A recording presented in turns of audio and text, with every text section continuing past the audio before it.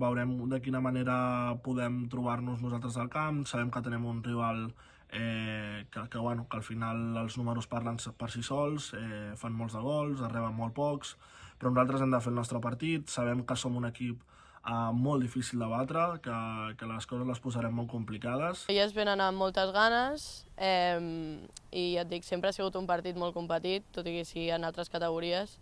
Però bueno, nosaltres hem de mantenir la dinàmica que estem tenint, que portem 8 victòries molt treballades i seguir en el mateix ritme.